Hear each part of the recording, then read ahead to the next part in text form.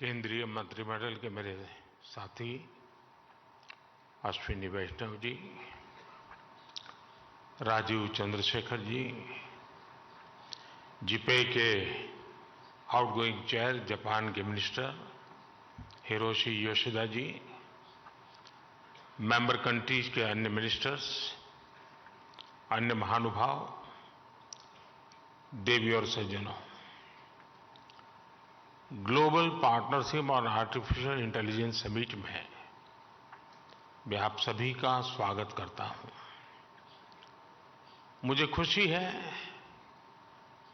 कि अगले साल भारत इस समिट की अध्यक्षता करने जा रहा है। ये समिट एक ऐसे समय हो रही है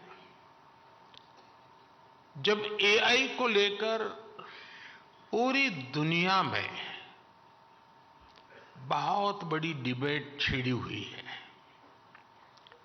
इस डिबेट से पॉजिटिव और नेगेटिव हर प्रकार के एस्पेक्ट्स सामने आ रहे हैं। इसलिए इस समिट से जुड़े प्रत्येक देश पर बहुत बड़ा दायित्व है।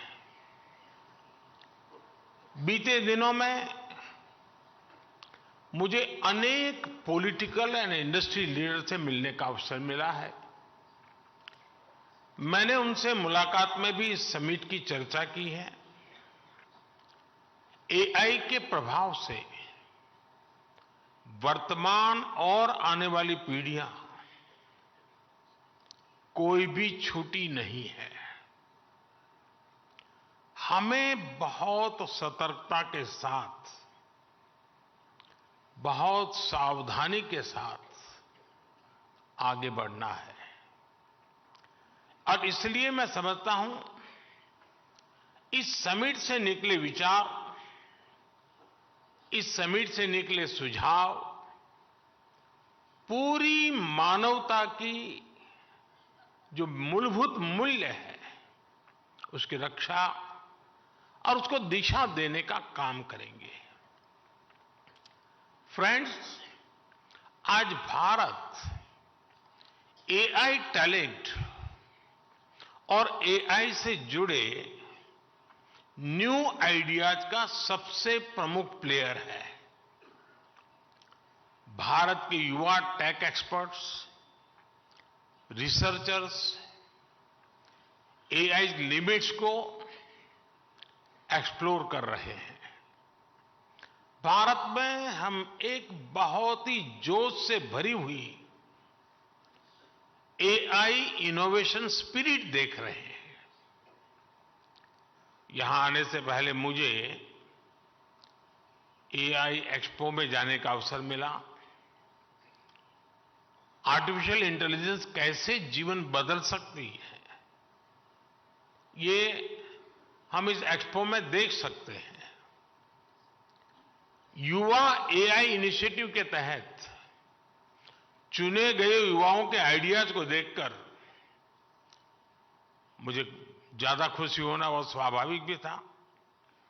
ये युवा टेक्नोलॉजी के द्वारा सामाजिक बदलाव लाने का प्रयास कर रहे हैं।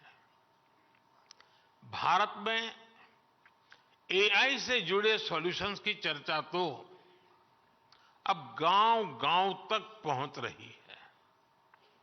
हाल ही में हमने एग्रीकल्चर में एआई चैटबॉट को लॉन्च किया।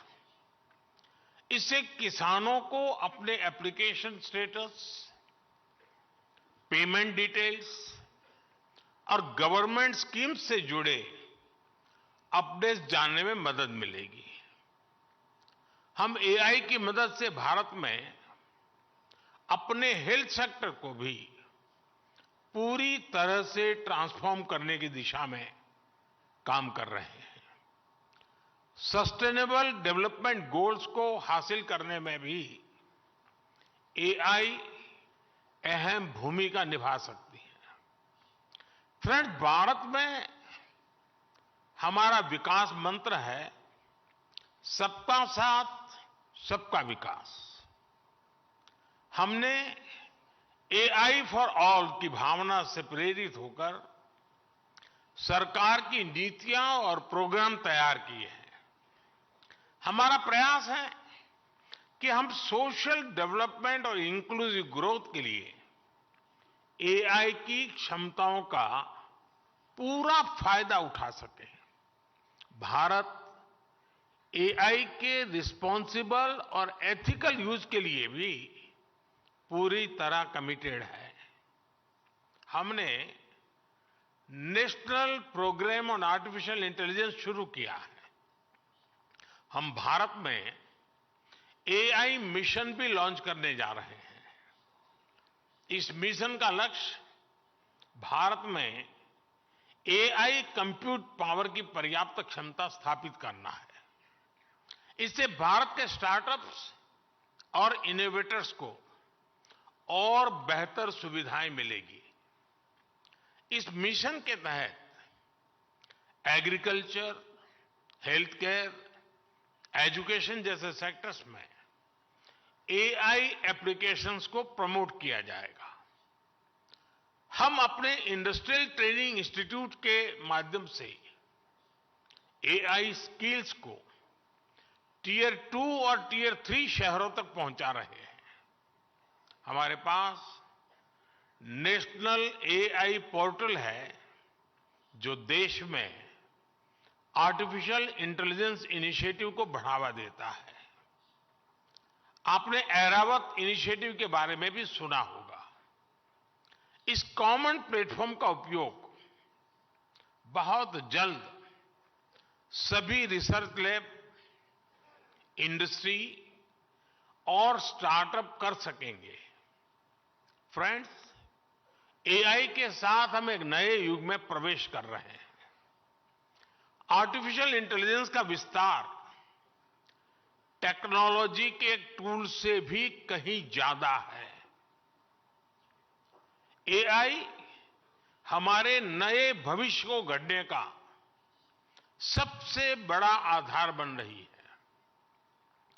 एआई की एक बहुत बड़ी ताकत है लोगों को कनेक्ट करने की उसकी क्षमता। एआई के सही इस्तेमाल से सिर्फ देश की आर्थिक प्रगति ही सुनिश्चित नहीं होती, बल्कि ये समानता और सामाजिक न्याय को भी पक्का करता है। इसलिए एआई को अपने भविष्य के लिए अलग प्रकार के एआई की भी जरूरत पड़ेगी। यानी एआई को ऑल इंक्लूसिव बनाना पड़ेगा, ऑल आइडियाज को अपनाना पड़ेगा। एआई की डेवलपमेंट जर्नी जितनी ज्यादा इंक्लूसिव होगी, उसके परिणाम भी उतने ही ज्यादा इंक्लूसिव आएंगे। हमने देखा है कि पिछली शताब्दी में टेक्नोलॉजी तक अनइक्वल एक्सेस की वजह से समाज में मौजूद असमानताएं और बढ़ गई थी। अब इस तरह की गलती से हमें पूरी मानवता को बचाना है। हम जानते हैं कि टेक्नोलॉजी के साथ जब डेमोक्रेटिक वैल्यूज जुड़ जाती हैं तो वो इंक्लूजन की दिशा में मल्टीप्लायर के तौर पर काम करती है। इसलिए आर्टिफिशियल इंटेलिजेंस के भविष्य की दिशा भी ह्यूमन वैल्यूज पर, डेमोक्रेटिक वैल्यूज पर पूरी तरह निर्भर करेगी। आर्टिफिशियल इंटेलिजेंस हमारी एफिशिएंसी को बढ़ाने में मदद कर सकता है, लेकिन ये हम पर है कि हम इमोशंस की भी जगह बनाए रखें। आर्टिफिशियल इंटेलिजेंस हमारी इफेक्टिवनेस को बढ़ा सकती है, लेकिन ये हम पर है कि हम अपने एथिक्स को भी बनाए रखें। इस दिशा में ये मंच विभिन्न देशों के बीच सहयोग बढ़ाने में मदद कर सकता है। फ्रेंड्स, किसी भी सिस्टम को सस्टेनेबल बनाने के लिए उसे ट्रांसफॉर्मेटिव, ट्रांसपेरेंट और ट्रस्टेड बनाना पड़ता है। इसमें कोई संदेह नहीं कि एआई ट्रांसफॉर्मेटिव तो है ही, लेकिन ये हम पर है कि हम इसे ज्यादा से ज्यादा ट्रांसपेरेंट बनाएं।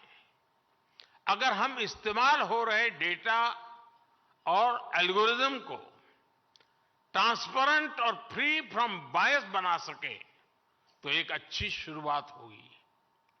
हमें दुनिया भर के लोगों को यह यकीन दिलाना होगा कि एआई उनके लाभ के लिए है, उनके भले के लिए है। हमें दुनिया के विभिन्न देशों को ये भी विश्वास दिलाना होगा कि इस टेक्नोलॉजी की विकास यात्रा में किसी को भी पीछे नहीं छोड़ा जाएगा। एआई पर ट्रस्ट तब बढ़ेगा जब एआई से जुड़े एथिकल, इकोनॉमिक और सोशल कंसर्न्स पर ध्यान दिया जाए।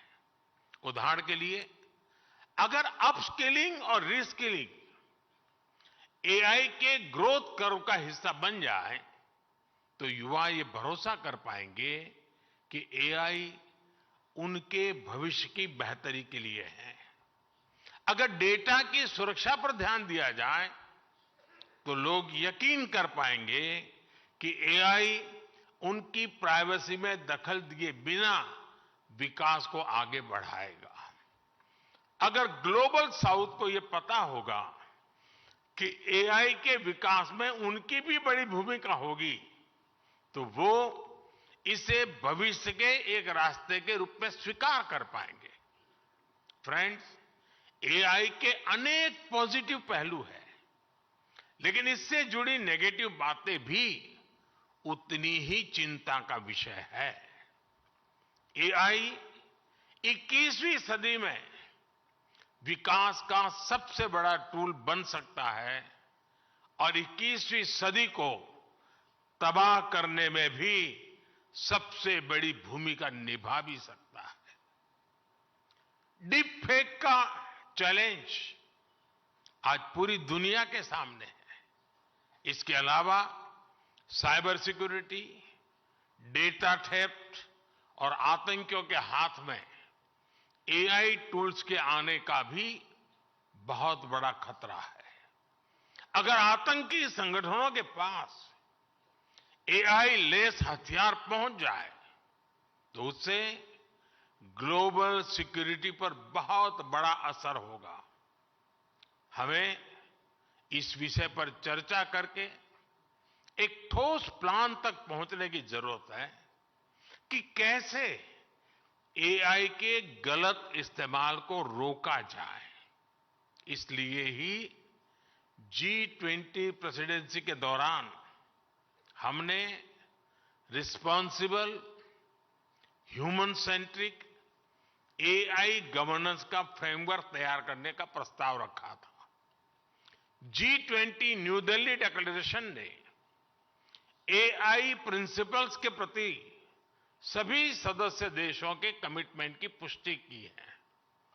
सभी सदस्यों में एआई के उपयोग से जुड़े खतरों को लेकर एक अंडरस्टैंडिंग थी। जिस तरह हमारे पास विभिन्न अंतर्राष्ट्रीय मुद्दों के लिए समझौते और प्रोटोकॉल्स है, उसी तरह हमें एआई के एथिकल यूज के लिए मिलकर ग्लोबल फ्रेमवर्क तैयार करना होगा। इसमें हाई रिस्क या फ्रंटियर एआई टूल्स की टेस्टिंग और डिप्लॉयमेंट के लिए प्रोटोकॉल भी शामिल होगा। इसके लिए कन्विक्शन, कमिटमेंट, कोऑर्डिनेशन और कोलैबोरेशन की सबसे अधिक जरूरत है। हमें मिलकर ऐसे कदम उठाने ही होंगे जिससे एआई का रिस्पॉन्सिबल यूज सुनिश्चित हो सके। आज इस समिट के माध्यम से भारत पूरे वैश्विक जगत का आह्वान करता है कि इस दिशा में हमें अब एक पल भी गंवाना नहीं है। इस साल में अब कुछ ही दिन बचे हैं, नया साल आने ही वाला है। हमें एक तय समय सीमा के भीतर ग्लोबल फ्रेमवर्क को पूरा करना ही होगा। मानवता की रक्षा के लिए ये किया जाना बहुत ही जरूरी है।